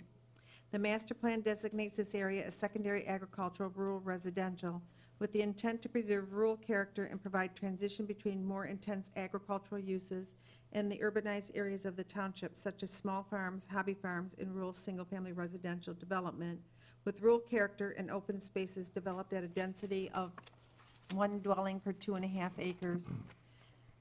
It should be noted that a zoning district to accommodate the intended master plan designation has not yet been drafted. However, research is being conducted in preparation of a draft ordinance for presentation for discussion with the Planning Commission and Township Board. Once direction has been given by the Planning Commission and the Township Board to move forward with the ordinance amendment, the ordinance will be put in final format and the public hearing will be scheduled as the first step of the approval process. At this time, no letters, well, I've gone to this. However, 10 letters of no objection have been provided by the applicant, and those were provided in your packet as well. Today, earlier, at your place, you did receive a letter of objection, and prior to the meeting, we received 2 further letters of objection. One from 2652 West Temperance Road, Brittany Young, and one from, no address on this. It looks like the last name is Sallows. So we have received 3 letters of objection. I think that's all. Okay. Thank you, Karen. The representative is Mr. Bresco. Thank you. State your name and address, please, for the record. Good evening, Tony Breskel. My office is 8336 Monroe Road, Lambertville. Do you have anything in addition to what Karen indicated? No, Karen summarized it perfectly. All righty. The only thing I would indicate is I haven't had a chance to see the letters that were late submitted, but we'll address that with any questions. I am here on behalf of Ms. Rose. I do believe that there are practical difficulties that exist in this particular property. I've outlined them pretty detailed, as we usually do in our submissions to the boards at the township. I guess initially, if there are any upfront questions, I'd be happy to entertain them before I kind of go through and address any of the specifics of our analysis. Thank you. One thing I would want to point out, though, is we took a lot of time and effort on the letter that was submitted to you guys, identifying what we believe the hardship and practical difficulties were, identifying the irregularities in the size of the lot, some of the neighboring parcels and the variances that have likely already been granted to those parcels, making them also non-conforming to the ordinance. But I don't think we ever really came right out and said what we thought the practical difficulty was in layman's terms, making it a little easier for you to comprehend what our thought process was. So what we're indicating is that in addition to all the information that we have submitted in our letter and in our application, we're indicating that the practical difficulty is that along the road there are a number of parcels that do not comply with the required frontage and the acreage requirement in the agricultural zoning district, and that the land is not suitable for agricultural farming due to the soil conditions. So what we have here is we've got this 20-acre parcel. It's the longest parcel on the stretch of road next to with the exception of an adjoining parcel right next to it that is still, I think, vacant, but I can't be certain about that. And with the master plan, the way it's situated, indicating that we're moving towards a density of 1 dwelling per every 2.5 acres, we're effectively being relegated to not be able to use a big chunk of this property. We wouldn't be able to develop many of the acres that are situated to the north of Temperance Road, if the eventual zoning ordinance goes through with this new density. And a review of the map, and I think there's been one submitted to you guys, would indicate that every parcel, with the exception of the corner lot at Temperance and, Temperance and Douglas, every parcel to the east of our parcel already required a variance, frontage variance at least. Multiple parcels required frontage and acreage variances to have dwellings on them. I think what's been presented here in our sketch is, well, in my opinion, not that that matters too much, but in my opinion, a very artfully done split by the Warnkes. And it embraces what I believe the master plan is trying to achieve by indicating that we're trying to keep the rural aspect of this area intact. And we still have large lots that we're asking to create. Everything is 3.5 plus. And yeah, I know there's a pond drawn in there, but that's not anything that we're here to discuss today. But with this irregularly shaped lot that exceeds, I want to tell you, 2,659 feet in depth, we're just not able to properly utilize it like every other neighbor on the street is with their property. And we're just asking for the right to do so. And I'd happily go through each of the bullet points in the letter, but I trust everybody's read it, and it would be redundant to do so. So with that being said, I would be happy to answer any questions.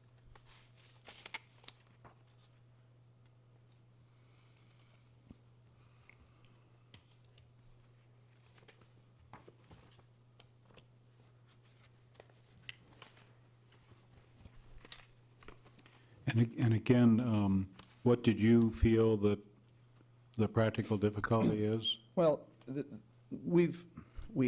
township's addressed, this board has addressed this exact situation with one of the adjoining parcels in the past. Specifically back on July 6th of 15, we had the neighboring parcel that was then owned by the Corwins.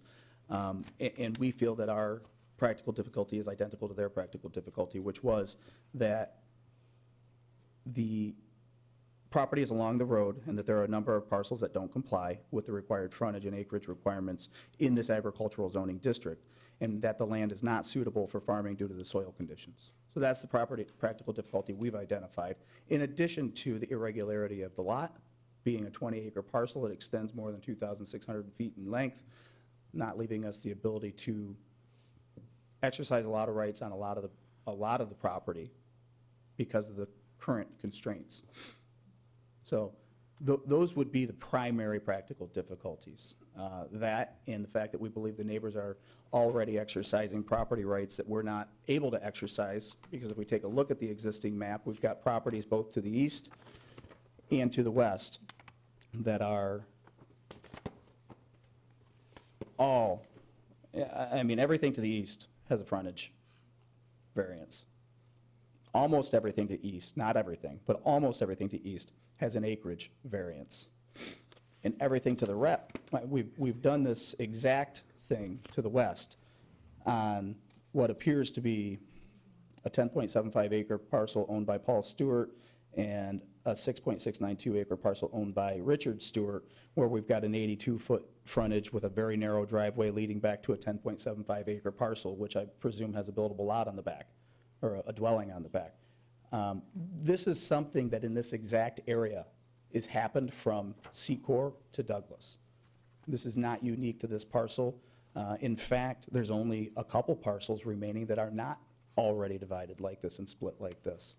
So we're of the opinion that because the literal interpretation of this ordinance would deprive us the rights commonly enjoyed by all the other applicants in the area, or all the other property owners in the area. So we're simply asking for the same courtesy, if you will, that everyone else has already received. Okay. Do any of the board members have a question for the applicant? I do have one question, and this really goes probably and it's probably not an easy question to answer without actual research. Yeah. But Mr. Breskel stated all these different properties with variances. Were these properties that you mentioned, are they truly variances, or were those split before the zoning? I can tell you with 100% degree of certainty that this board's allowed a variance on the adjoining parcel. But you mentioned all the parcels. And right, I can only tell you that the immediate adjoining parcel is the one that I have reference to the minutes in front of me. So no, I can't say that I have that research sitting in front of me, but the neighboring parcel that we have adjoining ours was done in 2015. And I think 3 of you were on that board. So they could be potential variances, or they could have been done prior to the zoning in there. Certainly, Yeah. certainly. And that particular one that you're talking about, what did the variance do? It split the property twice? Karen can explain that for you. She has Okay, that someone- file. thank you. She has that file, and what the board needs to do here is to focus on this parcel, Yeah. not other parcels. What's the practical difficulty on this parcel? Not what a practical difficulty may have been on another parcel. That's what the focus needs to be for the board to determine what the proper course of action should be with respect to this variance request before you tonight. So, that's what you need to wrestle with. So Thank you. I had the question then with this particular parcel. It was an ag parcel, which did fit the ag frontage. The family, or I'm not sure if it was family or individual, but purchased this property in May of this year.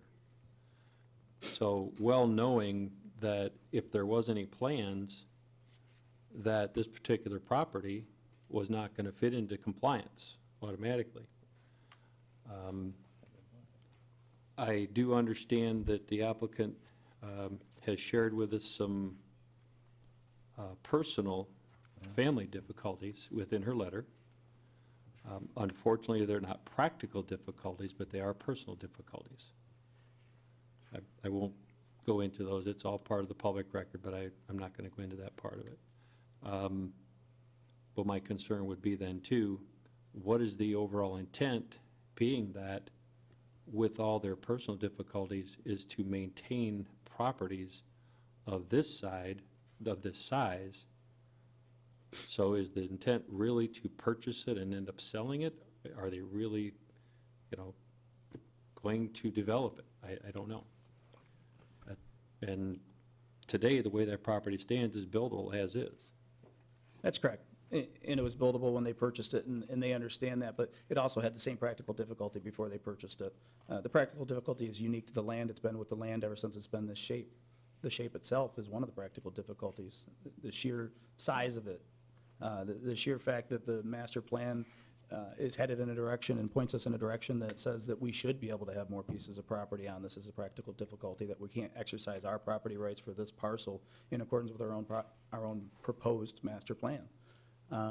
The fact that these purchasers acquired the land with an existing practical difficulty, and they wanted to bring it to this board's attention and try to have that practical difficulty remedied through a variance, is just a right that they exercised that the previous owner didn't. It shouldn't make it any less of a right that they have because the previous owner didn't do it. But I would strongly indicate that the practical difficulty, even though it is attached to a different property that I referenced before, and it has nothing to do with tonight's analysis, it's still the one that we're also citing. It's an identical practical difficulty in addition to the irregularity of the lot itself, in addition to the fact that we believe that this ordinance, as interpreted literally, would deprive us of rights that the surrounding property owners are already enjoying, and all the other reasons that we've cited in our letter.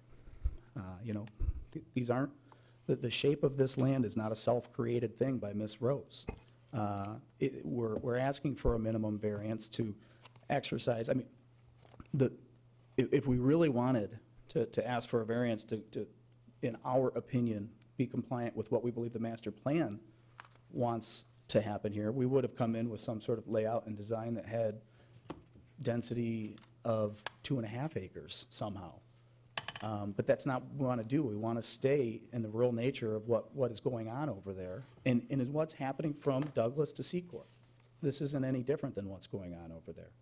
And the proposed layout is very, very favorable to maintaining the integrity of that rural nature from a residential standpoint. So we believe that the granting of this variance would be in harmony with the general purpose and intent of your ordinance, and that it's not. Okay, and I just have one last, and it's just a comment, observation, and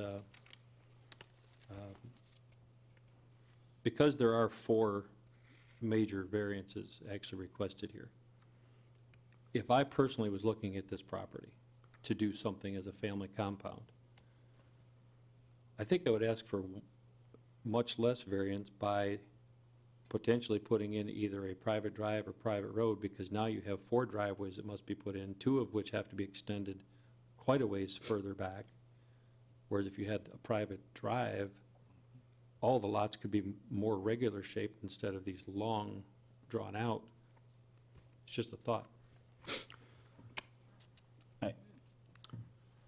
I understand. I didn't create the drawing. I know, I'm just saying, it just, I know my experience with the shared drive is that the maintenance of those also becomes an issue that, you know, can be problematic, and that we've Down the road. eliminated that potential issue down the road by not having shared driveway agreements and things like that. So, you know, there's pros and cons, and I'm not supporting or saying Right. that there's a right or a wrong. that's why I say it was just an observation, comment. I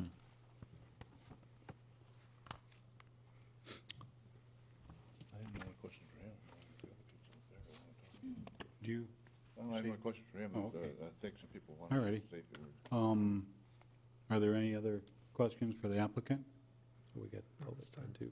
Pardon me? Public. Yes, I know. That's what I'm gearing up for.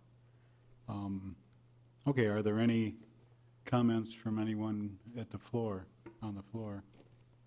Any comments or questions? Yes, could you, anybody that wants to comment or make a question, please come to the podium and state your name and address for the record. Gabe Coleman, 2654 West Temperance Road. I have the property that borders the subject's property. My question is, out of the 20 acres, how much is wooded? And with your development plan, how much of the woods would you intend on clear cutting to be able to do your plans? Should be talking about it. I'd like to tell you that I have an exact answer to that, but the conversations that I've had with the applicant and her representatives, I know that there's no intention to clear cut all the woods from the property. That's never been expressed to me. My understanding, and I can only commit to this comment as much as, you know, what my understanding was, is that there's going to be some clearing necessary for the pond area, if the pond were to be approved eventually, and there'd be clearing necessary for the dwellings themselves. But I think the whole point about acquiring a piece of property that has the wooded nature such as this one is to keep the natural surrounding in place and take advantage of the aesthetics that it provides. So it's never been conveyed to me that we want to have a wide open space here. You know, you have to take that for what it's worth, because I haven't had a 2-hour conversation about the exact site plan of what's going to go into this, nor am I part of the conversation with the architectural drawings that have taken place. I mean, I'm being asked to come here just to propose this particular application to this board, but I'm candidly trying to give you the information that I do know, which is the intent would be to build some structures there that are in a very beautifully set setting. I don't know if that helps or Mr. not. Chairman? may Yes. I? Tony, the pond appears to be on this site plan to be in an area that's heavily wooded, 2.5 acre pond. Is that located within the area that's wooded? And if so, that would have to be clear cut to create that pond, correct? Right, if that in fact is within the wooded area, and it was explained to me that the wooded area started, and I'm going to say approximately halfway back this property line. I don't know if that's accurate or not, if it's for 600 feet. So we've got 2,600 feet. So we got 2,000 feet of woods if this information's accurate. And yeah, there's clearly a 2.5 acre pond in here, and it would not be considered a pond if there was trees growing in it. So I'd say there'd have to be some clear cutting that would take place. Okay.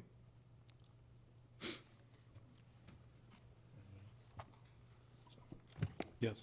Oh, you said you didn't have, okay. We're in the public comment. Anybody else? Oh, you're still, Yeah, I have a objection to the entire proposed process. yours is one of the letters we received? Yes. Okay. I'd just like to read it to the board, if that's okay. Dave Coleman, still 2654 West Temperance Road, property borders to the east. The key question the board needs to answer is whether or not to grant these variances, if not doing so would create a practical difficulty for the landowner.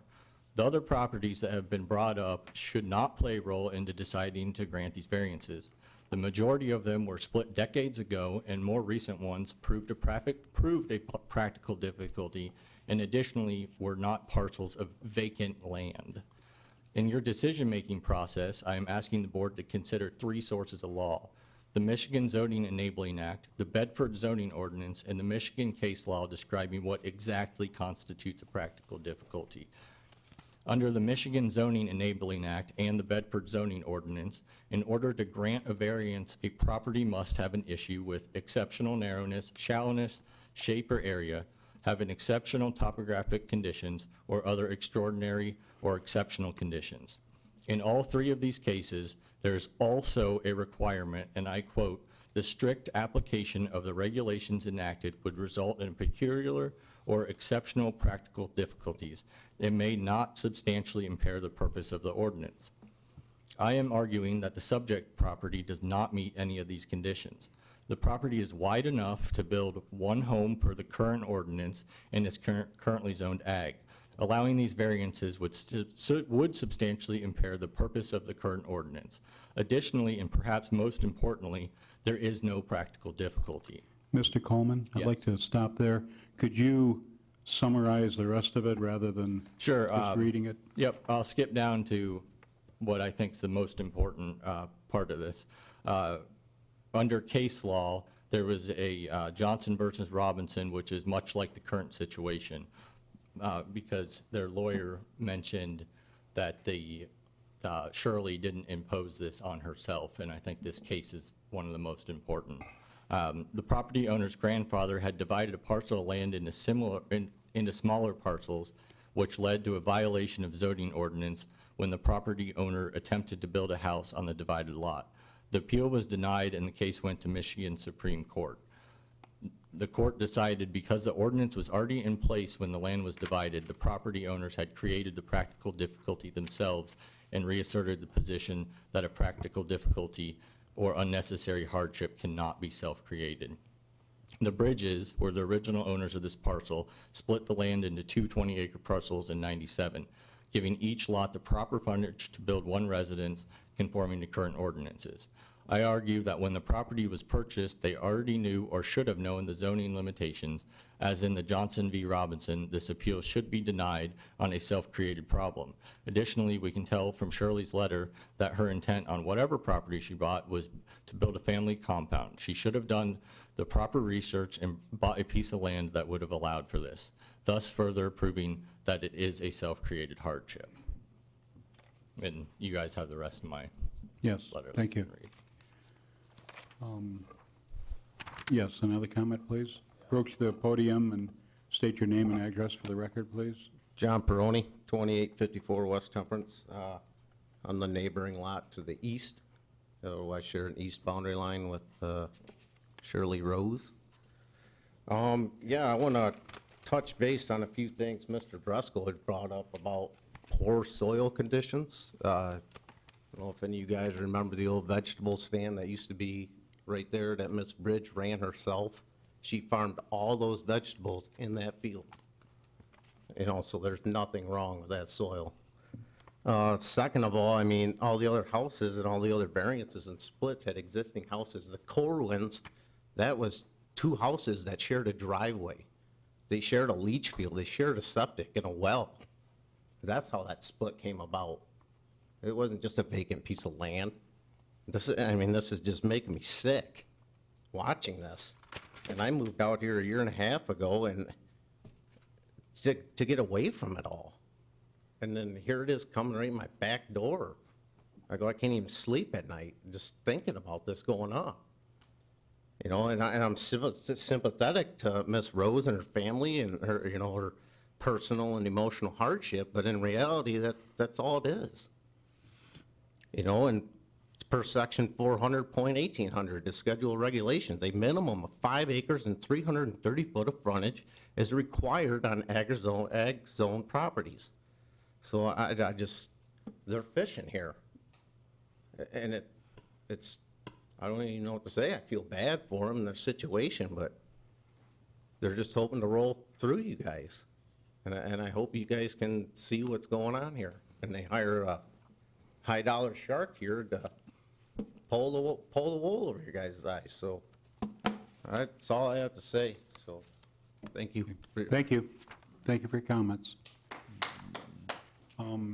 Anyone else from the audience? My name is Paul Stewart. I own property 346 feet to the west, 2866 West Temperance Road. I just want to state my objection to the 4 variances. Thank you. Thank you. Yes. Name's Richard Stewart, 2900 West Temperance Road. I did not receive a letter. I'm next to neighboring Paul Stewart. My name was mentioned by their lawyer about a land split or a funny lot. We had that was done in 95. The hardship was the garage ended up in front of my mother-in-law's house. We split off property off my mother-in-law and the garage was on. I wish you would not allow this to go through.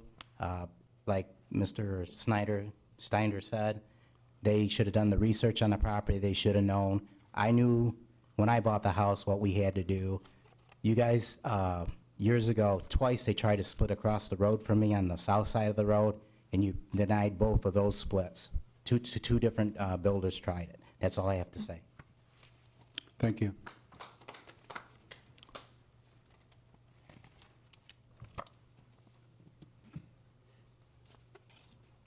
Hi, I'm Catherine Kohler. I live at 2855 West Temperance Road. I'm on the south side, just a little west of the parcel that's been purchased. Mr. Stewart just referenced the split that was proposed a few years ago on that south side, and I actually own the parent parcel of the 2 10-acre parcels that are on either side. I can firmly say that it would be a disservice to the township to split this parcel into 4 individual homes. There is no practical difficulty as outlined that needs to be shown. And also, it would continue to break up nice, usable, large pieces of the township into smaller and smaller things. This gentleman mentioned that one of the things we like about Bedford is those nice big pieces that everyone can enjoy. They could probably put easily, a nice large home on there, a pond, do everything they want to do without making it 4 little pieces. So I oppose. Okay. Thank you. Any other comments from the floor?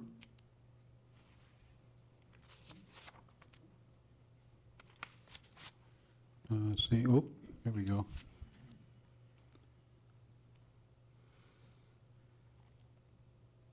Name's Chuck Graham, 2825 West Temperance, be right across the street.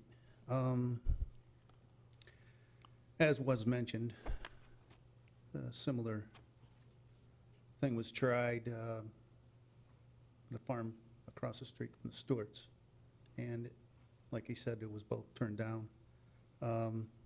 Seems like the biggest issue there, I don't know if it had anything to do with it, seems there's a lot of older homes in the area. And it seemed like some of those folks had a little problems in the dry part of the summer with their wells.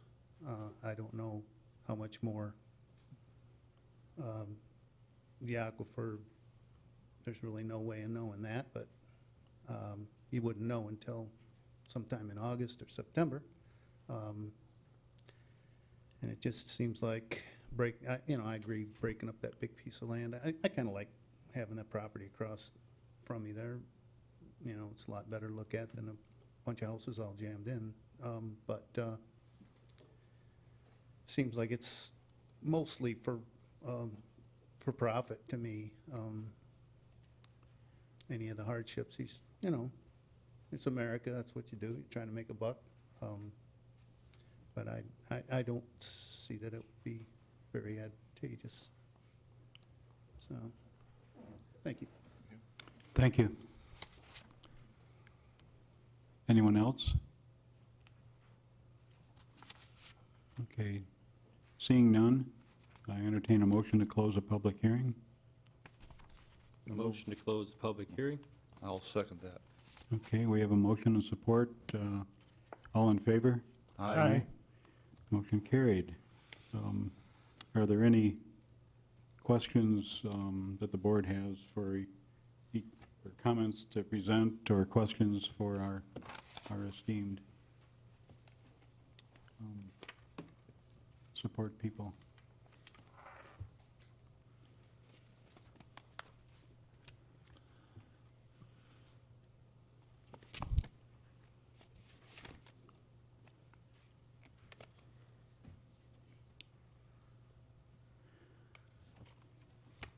Let's start the comments rolling here. I'm finding a hard time defining a practical difficulty for this particular piece of property that would necessitate splitting into 4 pieces of property. I don't know if you guys are in the same place as I am, but I'm just having a really tough time trying to find a practical difficulty that makes sense based on the way the property was designed. Jake, I have to agree with you. That's where I'm at. Probably the only thing that I saw, and it's part of the law, and it was also cited, yes, this parcel is narrow, but it's not narrow and non-compliant. And the one thing that we are not allowed to do is just to create non-conformities automatically. And in my mind, that's exactly what we'd be doing by splitting this, because it's currently a conforming parcel to the zoning. I really struggle with splitting it into 4 very large, I mean, if this was something that was a small variance, like 5, 10, 15 feet, that's much easier to consider, but we have, 200 plus variances 4 times. That's a lot of variances that we would be enacting here. And granted, every single thing that comes to the BZA is supposed to be based on its own merit, its own parcel, or whatever you're trying to get the variance for. But, seeing something like this, you can also set a precedent, even though everything has to be based on its own merit. You can also set a precedent here. We have to be very careful not to set a precedent by automatically creating 4 very large non-conforming parcels. So unfortunately, I'm inclined to not go along with a lot split of 4 large variances.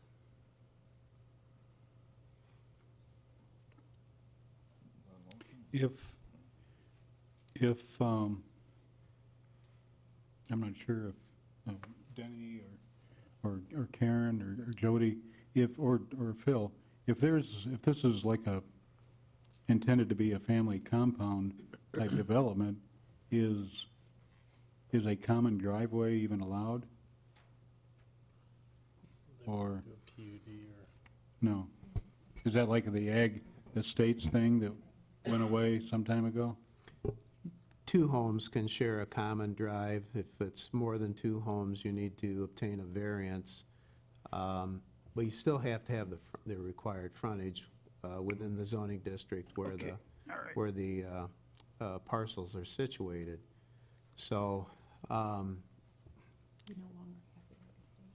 yeah, Karen just mentioned to me, which is accurate, and a few years ago, quite a few years ago, we had what was called an Ag Estates ordinance that allowed for a driveway or a road. Actually, it had to be a road that was constructed in conformance with Monroe County Road Commission standards that would serve as frontage. So you could take a road back, and off of that road, you could split lots from a larger parcel in what was formerly referred to as the Ag Estates District. That didn't work out so swimmingly well, and so that ordinance has been repealed, and we no longer have that.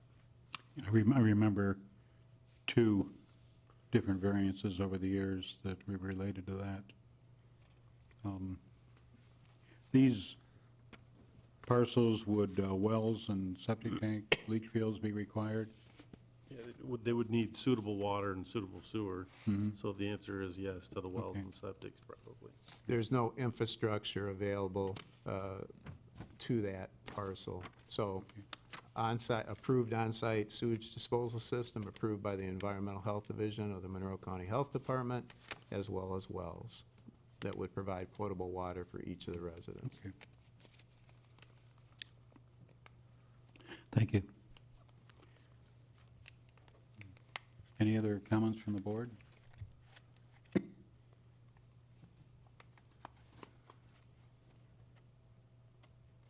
If we're there, I'd entertain a motion.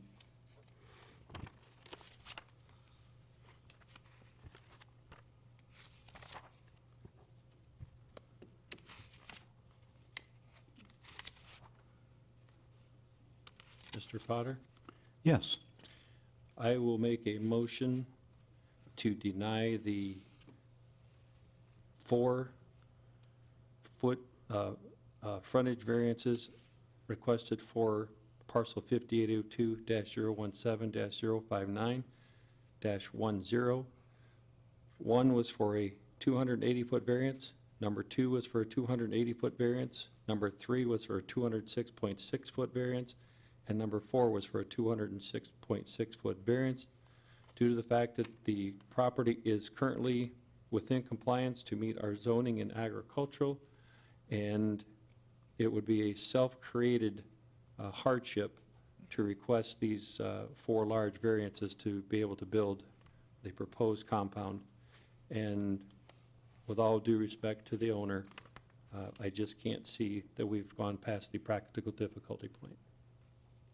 I'll support, but just an addendum for the subject parcel 3 and 4, there was also a 1.5 acre variance requested as well. Correct. I'll accept that. So for the record, is your motion to deny all variance Yes. requests submitted by the applicant? All 4 requests. Okay. That's why I spelled them separately by Okay. the variance. Both frontage and area. Right. Okay, thank you. And that's what Jake clarified, the area. Okay, we have a motion and support. Are there any comments? Yes, Tom. Rick, could you also add that we would be creating with the variances 4 non-conforming parcels? Or did you mention that? I think I pretty much stated we would be creating 4 non-conforming parcels based on the width of these variances on all 4 parcels. Okay. Thank you. Anyone else? Okay, Karen, could you call the roll, please? Mr. Steiner? Aye. Mr. Lake? Yes. Mr. Welling? Aye. Mr. Zebeck? Aye. Mr. Potter? Aye. Motion carried. Okay. Thank you, everyone. Let's see, the next item on our agenda is public comment. If there's anybody in the audience that would like to approach the bench and make a comment. Seeing none, move on to the next one, and that's board and staff comments. Starting with Jake. I'm good. All I got to say, it's that time of year. Everybody have a Merry Christmas and a safe Happy New Year. Okay. I have a short comment. This is my last Board of Zoning Appeals meeting. I'm terming, I termed out this year. I've been on the board for 6 years. And it's been an honor to work with all you folks, all the township people and the various board members over the years. I'm hoping that someday down the road I can return. But thank you all. Thank you, Mr. Potter. And happy holidays. Well, except for you. Yeah, I understand that. One thing I want to do is thank Mr. Potter for being the chairperson for a while and being on the committee for such a long time. Thank you very much. You showed me a few things, and of course, happy holidays, Merry Christmas, etc., Hanukkah, whatever. They've said it all. I was going to agree with everything that was said. Thank you, Bob, for your service. I have nothing. No comments, thank you. Okay.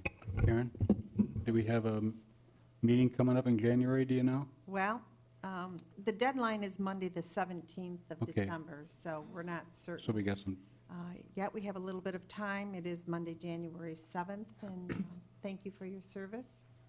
thank you, Karen. So our next meeting our makeup will be slightly different. Okay, and I get to adjourn the meeting.